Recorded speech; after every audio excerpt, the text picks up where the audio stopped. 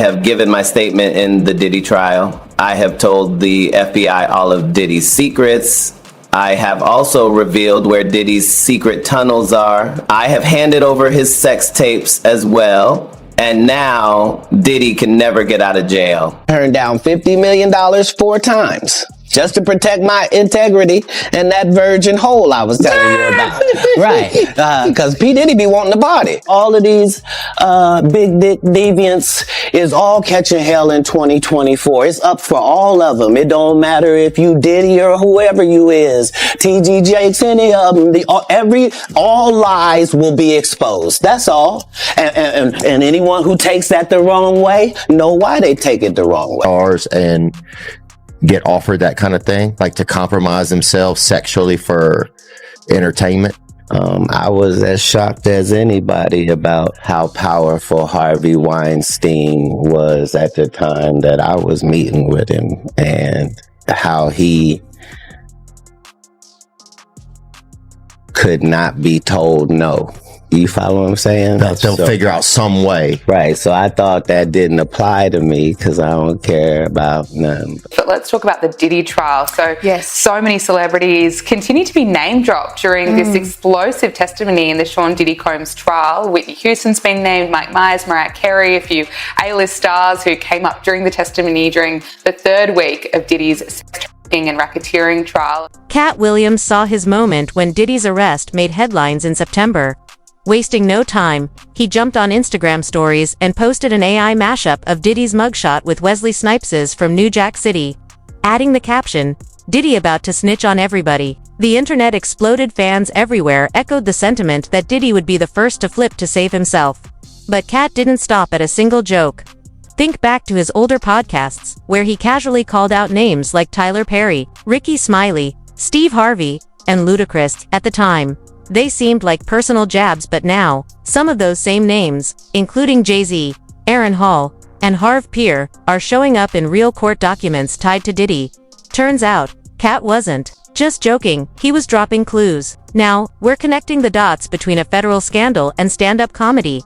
Love Shay Shay, yeah. I was trying to do something there that hadn't been done. I thought that I had figured out the algorithm mathematically, and I thought that I could show that. And when I wrote it out to kill the careers of the people I was talking about, right? But it was so vicious that I erased all of the knockout blows and just left the jabs, so that the comic I'm talking about knows that I know your real story. I'm gonna tell this, but you know what else I know. So, yeah, I was...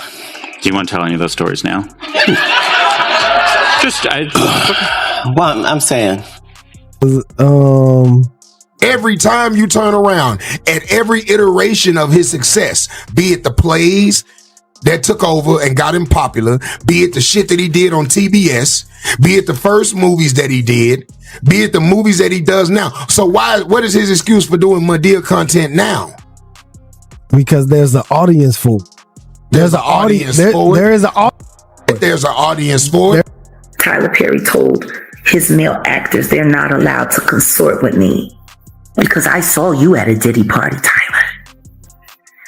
And you were having a glorious time.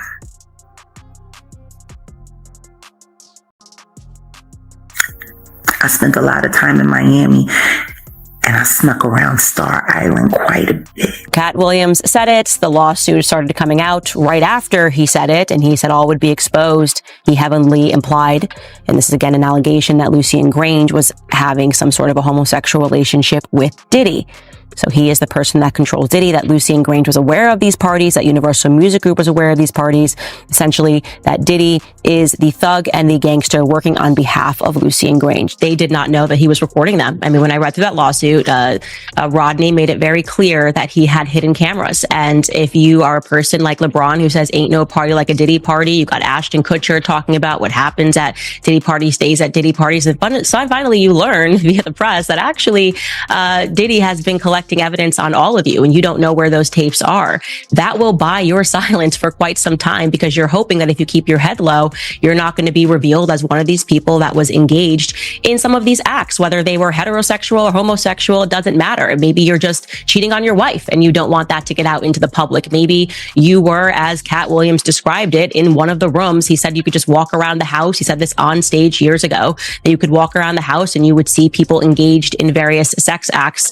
And again, Katt Williams was someone who was dismissed as crazy and dismissed as a drug addict. And it turned out that, or it seems that if these allegations are proven to be true, and I believe they are, then he was telling the truth. Do you think that like stars and get offered that kind of thing, like to compromise themselves sexually for entertainment? I was as shocked as anybody about how powerful Harvey Weinstein was at the time that I was meeting with him, and how he could not be told no. You follow what I'm saying? They'll figure out some way. Right. So I thought that didn't apply to me because I don't care about nothing but bitches and good business, right? In these scary situations, I don't even leave it up to me. Like, I'm gonna do what the superhero would do in this part of the movie, regardless. That's a good way to think about things in general. Yeah. What would the superhero? Kit started with Tyler Perry. On the surface, it seemed like just another joke, Kit laughing that Perry can't play a man to save his life. But underneath the humor was a hidden truth few know. When Perry was working on his first independent screenplays, it was Diddy's team that stepped in behind the scenes. They quietly helped fund his early projects, organized high-profile premieres in LA and New York, and sent out VIP invites to celebrities eager to see what Perry had to offer. These early boosts never made headlines, but they're buried in the fine print diary of a mad black woman, Medea's family reunion. Perry may not publicly acknowledge it, but his rise was fueled in part by the bad boy blueprint. That you bought a military base in Alabama. Is that true? A military base? As starving comedians would do. Now, I don't know if you're being truthful or not. Did you really buy one? Yeah, Fort McClellan. Yeah, what? Because the reason why like my life works in golf and off the golf course is because I follow instruction well, right? Mm-hmm. So if I see somebody do a good job, I just want to do a good job. Yeah. I'm going to follow the example. Yeah. Right? So Tyler Perry got a military base. That's correct. Made it into a movie studio and started making movies. Katt Williams. Bought a military base. Are you making movies? I'm not wearing dresses. Yeah. I'm up in the club, G. Though I know the thugs be wanting to slug. That's my brother right here from day one. We used to wake up and, pause, but like, check this out. Back in the days when he was like 10 and I was a little bit older, his older brother, we used to fight over the Frosted Flakes. You know what I'm saying? Before pause was invented. Up just said we used to wrestle over the Frosted Flakes, and we're streaming live. Did you go to a Diddy party? Yeah, but now keep in mind. I'm going to. In all fairness, there are different kinds of Diddy parties. I've seen Diddy parties where children were there. You know, I think don't go anywhere alone. I swear to you, if you have the rule of not going anywhere alone, for somebody to say, yeah, me and my boys were hanging out, I ended up with a in my ass. You know, it's like, where? I know Christian isn't lying, but I need him to tell me what happened to my friends. And I don't care how long it's been since I talked to them. They will always be my friends. Always. Tim and Durrett and Lamont Rucker were not the same after they went on camera with Tyler Perry. Christian, I think you can tell me why. Ricky Smiley. He got his early exposure at Diddy's secret gatherings in Atlanta, private, invite-only events that weren't your typical industry mixers. These weren't open to the public. Puffy's team managed the guest list and issued credentials, and Ricky made the cut. From there, he networked his way into radio gigs and eventually landed a successful TV show. Katt joked that Smiley only shines in a dress. But beneath the punchline was a sharper truth. Ricky's rise to fame began not on the mic, but through the doors of Bad Boy headquarters, long before most people knew his name. Next voice next. IBICB. Harvey and Cedric the Entertainer aren't off the hook either. Katt Williams has publicly accused Harvey of stealing an old TV concept of his, and claims Cedric lifted one of his best jokes over 20 years ago. While those accusations grab headlines, there's a deeper layer most people miss. Both Harvey and Cedric have stood side by side with Diddy at exclusive charity galas. Funded by Bad Boy, these high-profile events were marketed as efforts to raise millions for education and youth outreach. But as Katt points out, every time they publicly acknowledged Diddy on stage, they weren't just being polite, they were solidifying their ties with him. Those smiles and speeches at luxury fundraisers reveal a hidden web of influence that the public rarely sees. Next, Put that in your contract, Katt. That's where he's a believable actor. Him and Tyler Perry can't play a man to save their life. They play good women, and I believe that the best actor should be in the best role. But when you reported a long time ago that Jamie, that he mysteriously got sick, mysterious, and they said that allegedly was Diddy. But how did you, when you reported that back then, months ago, did you say, what was that in your reporting? Yeah, they were saying that Diddy, because Diddy and Jamie Foxx were good friends. And they broke up, they stopped being friends. And no,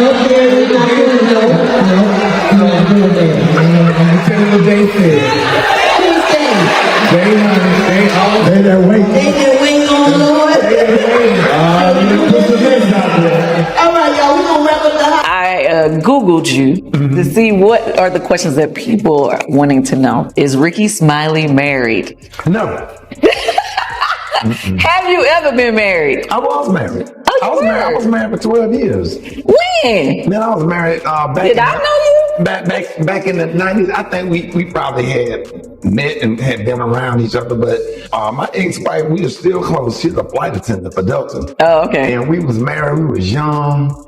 And I was married for 12 years. Wow. I had a beautiful, she's beautiful. And y'all broke up after 12 years because? I started doing Honey You and street start. Oh, no.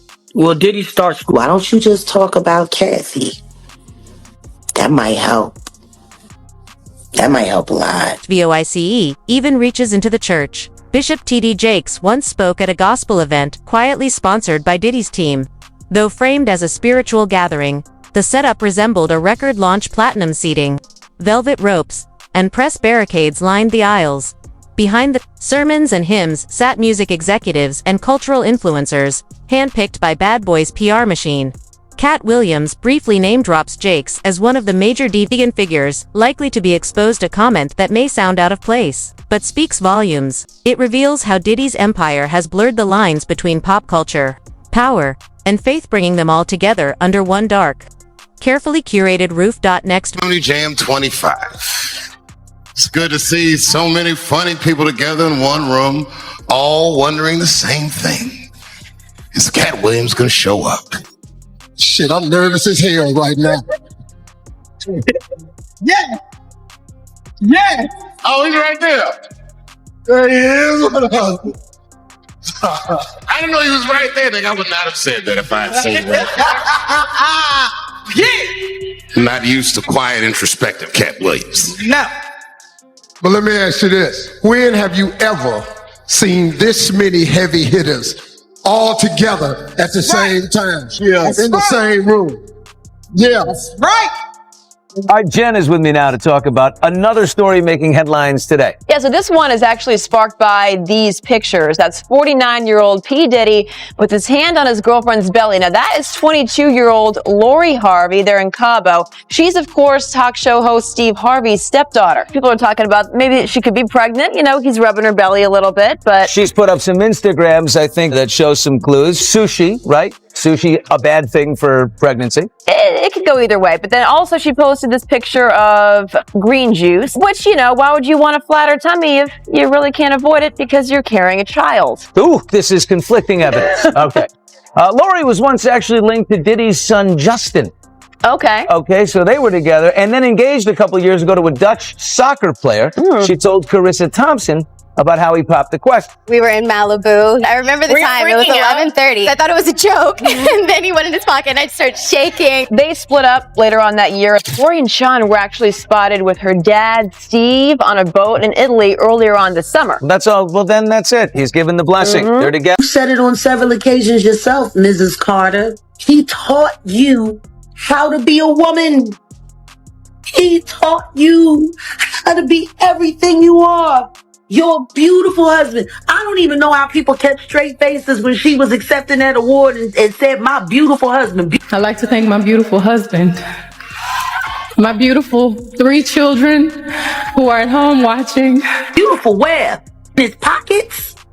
In his pockets? Because you can look at this Joe Camel looking, you gonna call that beautiful? It ain't his spirit, because it's nasty. It ain't his soul, because it's dark. He only cares about himself. He's selfish. And he's proving it right now. With all that's going on with Diddy. You go a whole year without making a comment. You don't say nothing. You totally go ghost, and then you wait until you are finally called out. And right before the avalanche comes, now all of a sudden, that's not your friend?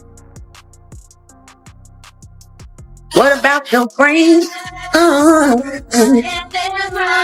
they gonna let you down? Are they gonna be around? Yeah. And Hart isn't spared either. Katt Williams refers to him as the ultimate industry plant. According to Katt, Hart's rise through films like Ride Along and Night School wasn't just about talent, it was about connections, specifically through Diddy's inner circle. A closer look at the credits reveals traces of Bad Boy's business arm, sometimes in soundtrack placements, other times under executive producer titles. Even Hart's stand-up specials landed on platforms tied to Bad Boy distribution deals. These patterns aren't just coincidences, they map out a path to the top that ran parallel to Diddy's business empire. What Hart may have offered in return, that, Katt says, is a story only he truly knows. Let's get off. TD Jakes is on that list. On that list. And, you know, Katt Williams, I don't know if he's a Christian or not. I don't think he is. His mouth would say maybe he's maybe has faith, but he's bearing fruits of repentance. But that podcast got well over millions and millions of views because he just blasted the industry. And basically the whole thing is your career's here. If we give you money and you join in on this debauchery, you join in on this sodomy, you join in on this pedophilia, you join in on these rituals, your career will go from here to here. And that's actually been seen if you look at a lot of different careers, including Taylor Swift's. She actually started rubbing shoulders with P. Diddy a long time ago, and then all of a sudden her career. We also know that TD Jakes is allegedly also a power bottom. And he's a much older man. And they say he's very enthusiastic in his endeavors. What happens when he pops something loose? You know what I'm saying?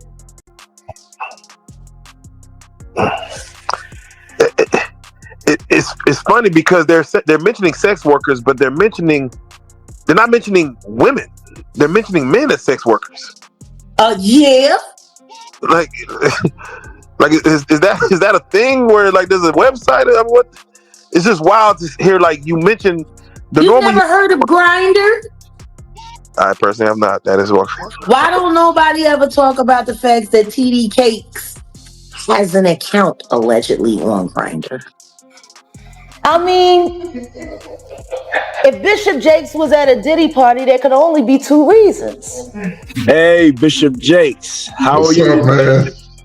Man, it's so good to see you. It's better to see you. How you? Champagne was spiked, son.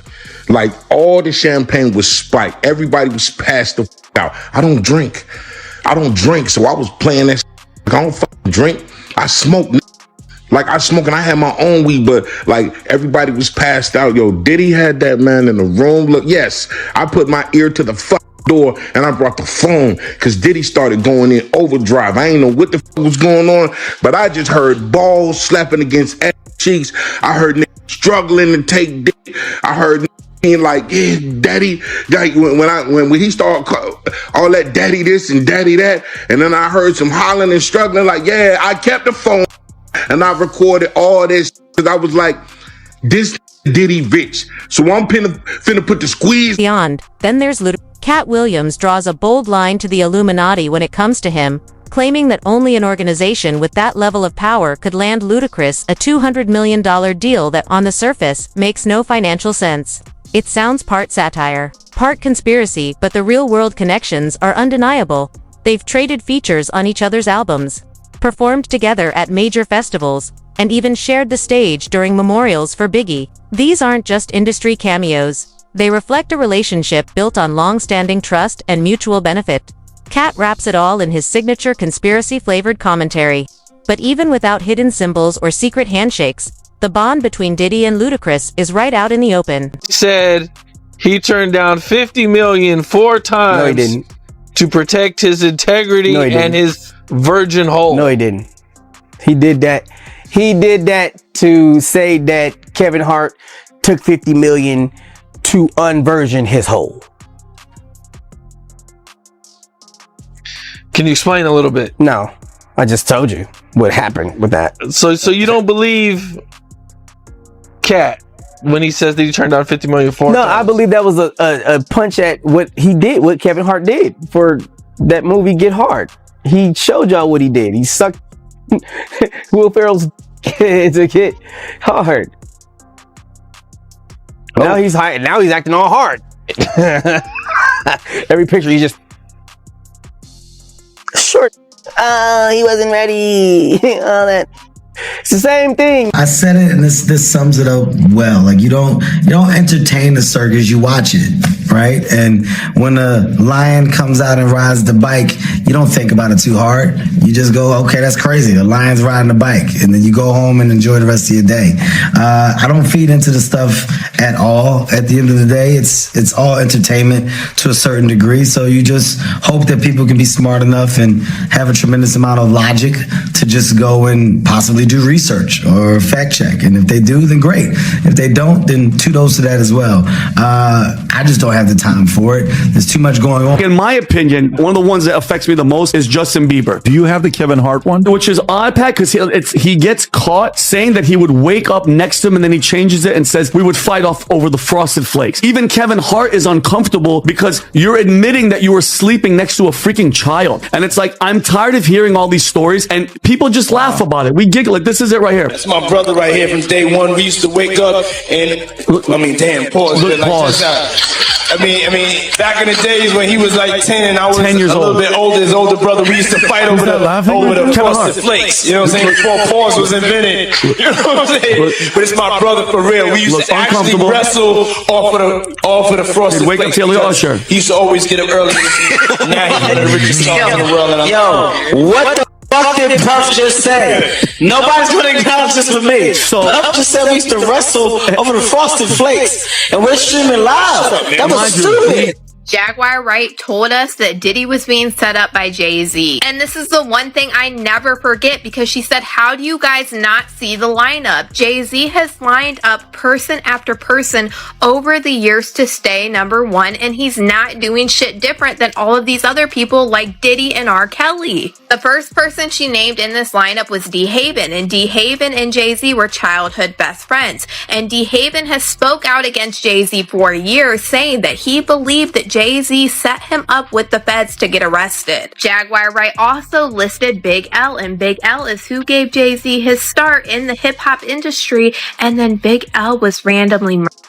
And then Jaguar Wright talked about Jay-Z setting up Dame Dash and everything that he did to him during the Rockefeller days, and even said that Jay-Z took his love Aaliyah. And I mean by living her. Jaguar Wright explained that the only reason that Jay-Z treated Dame Dash this way is because he was so mad at the fact that Dame Dash got Aaliyah and that Aaliyah didn't want to be with him. And the crazy part is Dame Dash even confirmed this and talked about it. The most fucked up shit was Aaliyah dying. That was the most fucked up shit. And all the shit I had to deal with that. You'd be surprised how people act when they think you're hurt. That's when they really start trying to make moves on you. But that's when they try to make moves on you? That's terrible. You remember that when that time I was beefing in Def Jam and shit? Like when I was, they got that tape of me flipping on Kevin Lyles, and they made that meeting to do some shit behind my back. So that's when they go. And, you know, business is ruthless like that. Life is ruthless like that. Jay was trying to get at her as well, and I didn't know. And then she, like, it got brought up, and I was like, both of y'all. But it never worked out for them, and we were both, like, trying to get at her. I, like, kind of eased up, but then we ran into each other. It's a long story. Was he bitter? Obviously. Yeah, he felt the way. The true reason of Rockefeller's breakup. But everybody knows that shit. When our last texted before she went there, because she couldn't text from there, and it was the BlackBerry at the time, was I don't like the plane. And I literally was like, don't get on it. I literally was like, don't get on it. But it was like,